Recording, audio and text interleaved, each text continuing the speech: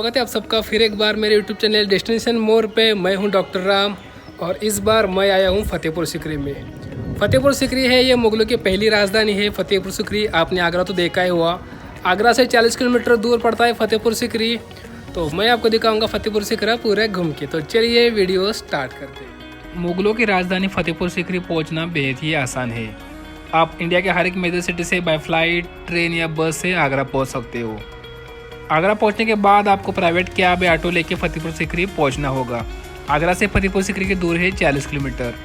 फतेहपुर सीकरी पहुंचते ही आपको 3 मेन दरवाजे से गुजरना पड़ेगा। इस दरवाजे से गुजरते वक्त आपको ऐसा लगेगा मानो आपको शाही स्वागत हो रहा है। 3 दरवाजे से एंट्री होने के बाद आपको यहाँ पे एक बाइक अपनी पार्क करानी पड़ेगी, जिसके टिकट रहती है 20 रुपये पर बाइक के हिसाब से। और यहाँ पे एंट्री टिकट है 40 रुपीज़ पर पर्सन इंडियन टूरिस्ट के लिए, 550 रुपये फॉरेन टूरिस्ट के लिए और 15 साल के अंदर के बच्चों के लिए यहाँ पे एंट्री फ्री होती है। यहाँ पे हेलमेट कंपलसरी है, तो मैं थोड़े मेरे बाल ख़राब हो गए हैं, नीचे बैठ रहे हैं। तो अभी आप मेरे पीछे देख रहे हैं, ये है दीवाने खास। मतलब उस ज़माने में राजा की जो मीटिंग होती है तो ये इसी के अंदर चलती थी। और आपको दिखने में 2 मंजिला लगेगा, लेकिन ऐसा कुछ भी नहीं है। अंदर से एक ही मंजिला है और बाहर में दिखने से 2 मंजिला है। और ठीक इसके सामने आप देख सकते हैं तूलादान। ये जो दो स्टेज के देख रहे हो इसके कहते हैं तूलादान। मतलब उस ज़माने में राजा को सोने से या हीरो से तोल देते थे, और जितना राजा का वज़न था उतना सोना और चांदी और हीरे इसमें रख देते थे, और जो वज़न हो जाता था वो गरीबों में बांट देते थे। तूलादान के ठीक सामने आपको दिखाई देगा दीवाने खास। दीवाने खास वो जगह है जहाँ पर बैठकर राजा अकबर अपने मंत्रियों के साथ राज्य के विभिन्न प्रश्नों के ऊपर चर्चा किया करते थे। ये एक चौकोन आकार की इमारत है जिसके ऊपर 4 घुम्मट लगाए गए हैं। बीच में एक पोल है जहाँ पर बैठते थे राजा अकबर और साइड के 4 कोने में बैठते थे उनके मंत्री। टूरिस्ट की वजह से मेन पिलर को कोई हानि ना पहुंचा, इसलिए इस पिलर के बाजू में आपको कांच का प्रोटेक्शन देखने को मिलेगा।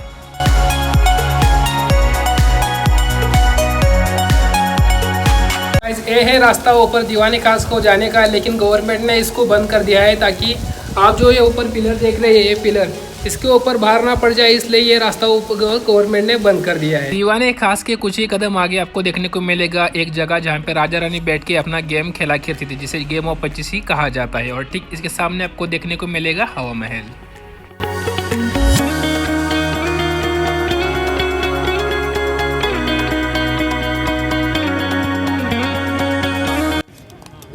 अभी मैं जिस जगह पे खड़ा हूँ इसे गेम ऑफ 25। ये महाभारत में बहुत ही फेमस हुआ करता था, जिसे चौसड़ी भी बोलते हैं। और आप यहाँ पे देख रहे हैं ये है हवा महल, और इसे पंचमहल भी बोल सकते हैं, क्योंकि ये पूरे पिलर पे खड़ा की संख्या है 1 2 3 4 5। और इसके ठीक सामने ही एक बगीचा है, वहाँ यहाँ पे चमेली और गुलाब के फूल हुआ करते थे, क्योंकि इसके फूलों के महक से ही राजा और रानी बैठ के यहाँ पे शाम को एंजॉय करते थे। इसी जगह पे गेम ऑफ 25 खेला जाता था। यहाँ पे गोटियों की जगह रियल लड़कियों का यूज़ किया जाता था। ठीक इसके सामने आपको देखने को मिलेगा हवा महल, जो कि पिलर के ऊपर खड़ी बेहद ही खूबसूरत इमारत है। यहाँ पर बैठकर राजा ठंडी ठंडी हवा लेते थे, और राजा की मुस्लिम बेगम ईद के दिन यहाँ से बैठकर चांद देखती थी।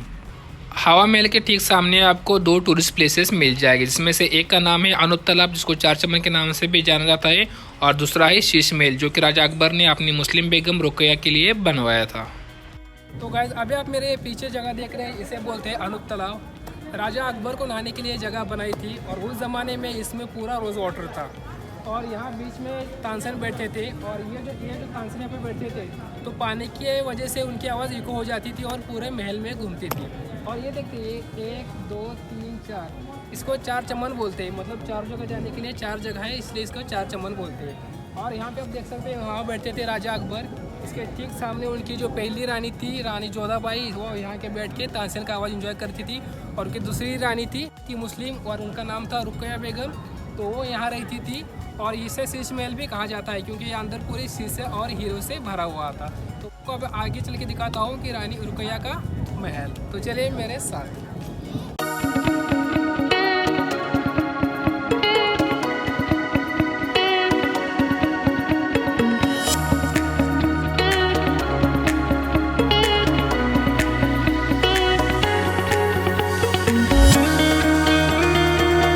रुकैया बेगम को टर्की की सुल्ताना भी कहा जाता था। अभी आप ये जो जगह देख रहे हैं इसे कहते हैं शीश महल। उस ज़माने में इस महल के अंदर पूरे हीरे और रंग बिरंगे शीशे हुआ करते थे और इस महल के अंदर आप तरह तरह के पंछी, पक्षी, पेड़ की नक्शेदारी पत्थर पे देख सकते हो और इस पत्थर पे पूरे हीरे और सोने हुआ करते थे और इसी कारण पुराने ज़माने में हिंदुस्तान को सोने की चिड़िया कहा जाता था। शीश महल के आगे आपको देखने को मिलेगा डाइनिंग हॉल, जहाँ पे बैठ के राजा अकबर अपने रानी के साथ खाना खाते थे और ये भी काफ़ी खूबसूरत जगह है। डाइनिंग हॉल से कुछ ही कदम आगे आपको देखने को मिलेगा जोधाबाई का किचन। जोधाबाई ने राजा अकबर के साथ शादी करते वक्त कुछ शर्तें रखी थी। इसमें से एक कि वो अपना रिलीजन कभी नहीं बदलेगी और दूसरा वो अपने लिए खुद का एक मंदिर और खुद का एक किचन अलग से बनवाना चाहती थी। इसलिए राजा अकबर ने जोधाबाई के लिए अलग से किचन बनवाया है। इसी किचन के दीवार के ऊपर आपको 156 प्रकार के ईयररिंग के डिज़ाइन देखने को मिलेगी, जो कि राजस्थान के कल्चर से काफ़ी मिलते जुलते हैं और ये भी काफ़ी खूबसूरत जगह है। जोधाबाई के महल का डिज़ाइन हिंदू और मुस्लिम आर्किटेक्चर को इंस्पायर होकर बनाया गया है। इसे हरम की जगह भी कहा जाता है। ऐसा इसलिए क्योंकि उस ज़माने में औरतों का बाहर आना मना था, तो आम आदमी अपनी रानी को यहाँ से ही देख सकते थे। तो आइए मैं आपको ले चलता हूँ रानी जोधाबाई के महल के अंदर।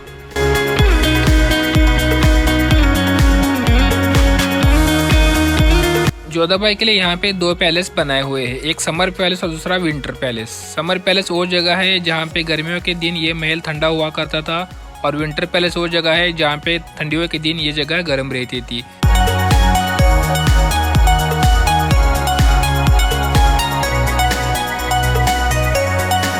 तो गाइस अभी आप देख सकते हैं मैं आ चुका हूँ जोधाबाई के मंदिर में, क्योंकि जोधाबाई ने अकबर से ये प्रॉमिस लिया था कि वो अपना धर्म नहीं बदलेंगे, तो इसलिए राजा अकबर ने जोधाबाई के लिए ये मंदिर बनाया है।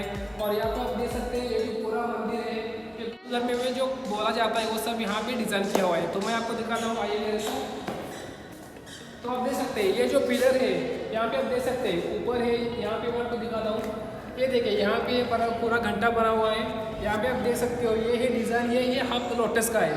और दूसरा है ये है टीका, मतलब जो हम लगाते हैं हिंदू धर्म में, ये टीका है।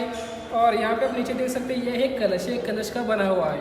और यहाँ पे आप पूरा देख सकते हैं ये हिंदू धर्म की डिज़ाइन बना हुआ है पूरी तरह से। और ये है त्रिशूल। तो ये है जोधाबाई का स्थान, जहाँ पे वो अपने देवों को पूजा करती थी और यहाँ पे गणेश कृष्ण की मूर्ति हुआ करती थी। और अपने छोटे छोटे जो 3 डिज़ाइन थे वो मंदिर के, यहाँ पे भी देवों की मूर्तियाँ हुआ करती थी। और फिर इसके सामने जो 2 कमरे हैं वहाँ पे यज्ञ, हवन, पूजा सामग्री के साहित्य या साधन रखे जाते थे। तो चलिए मैं आपको दिखाता हूँ आगे।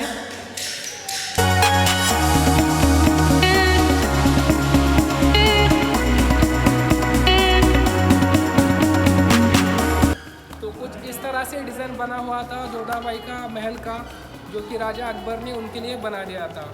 तो इस वजह से ही जोधाबाई फेमस हो चुकी थी, क्योंकि अकबर के बिना जोधाबाई नहीं है और के बिना अकबर नहीं है।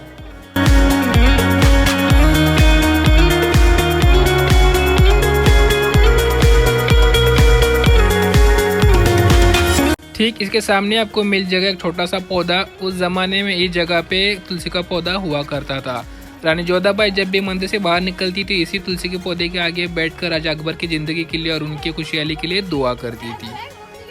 गाइस अभी मैं जिस जगह पे आया हूँ इस जगह का नाम है फतेहपुरी। ज़माने में राजा अकबर को कोई संतान नहीं थी। उनकी जो 3 ही बीवियाँ थी, उनको 3 ही बीवियों के साथ संतान नहीं थी। तब अकबर को किसने बोला कि आप अजमेर चले जाओ। जब राजा अजमेर गए तो उन ख्वाब में ऐसा आया कि आप फतेहपुर जाओ और वहाँ एक दरगाह है, इस दरगाह में मन्नत मांग लो, आपको संतान हो जाएंगी। तो जब राजा अकबर यहाँ पे आए तो यहाँ पे पूरा जंगल था और ये आप मेरे जो पीछे देख रहे हैं ये दरगाह, एक खाली दरगाह था। उस वक्त उसके ऊपर कुछ भी नहीं था। तब राजा अकबर को संतान पैदा हुई। अकबर ने उसके बेटे का नाम लिया जहांगीर और जहांगीर बन गया इस नगरी का राजा।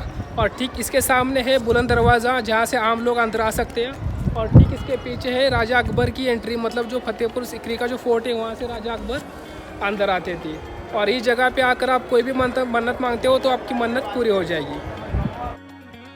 इसी के आगे आपको देखने को मिलेगा बुलंद दरवाज़ा, जो कि 42 सीढ़ियों के ऊपर स्थित है। यह दरवाज़ा 53 मीटर ऊंचा और 35 मीटर चौड़ा है। अकबर ने गुजरात के ऊपर विजय पाने के पश्चात यह दरवाज़ा बनवाया था। इसी दरवाजे के आगे और स्तंभों पर कुरात की आयतें बनाई गई है। यह दरवाज़ा जामा मस्जिद की ओर खुलता है और एक बेहद ही खूबसूरत नक्काशी बनाई गई है। दरवाजे से निकलते ही आप पहुंच जाओगे जामा मस्जिद के पास, जहां पर अकबर के समय लोग नमाज अदा करते थे और आज भी यहां पे लोग नमाज पढ़ते हैं। यहां पर आपको 83 छोटे छोटे कमरे देखने को मिलेंगे। उस टाइम यहां पर छात्रावास हुआ करता था। यहां पर उस ज़माने में आसपास के गरीब बच्चे पढ़ने के लिए आते थे। राजा अकबर पढ़े लिखे नहीं थे, लेकिन वो चाहते थे कि उनके शासन में सभी बच्चों को अच्छी शिक्षा मिले। इसी के चलते लोगों ने राजा अकबर को अकबर द ग्रेट मतलब अकबर द महान की उपाधि दे दी। तो गाइस, अभी मैं आ चुका हूँ सलीम चिश्ती बाबा के दरगाह में, और यहाँ पे आप धागा चढ़ाओगे या चादर चढ़ाओगे या फ्लावर चढ़ाओगे, और आप जो भी मन्नत मांगोगे ये मन्नत यहाँ पे आके पूरी होगी। तो मैं अभी बाबा जी से आके मन्नत मांगूंगा और मेरी जर्नी फतेहपुर की यहीं पे ख़त्म कर दूंगा। तो चलिए मेरे साथ। हज़रत सलीम चिश्ती साहब की दरगाह सफ़ेद संगमरमर से बनाई गई है। ये यही बाबा है जिनकी दुआ से बादशाह अकबर को बेटा हुआ था। इसी मस्जिद के अंदर की छोटी से छोटी कलाकारी बहुत ही सुंदर और देखने लायक बनाए गए हैं।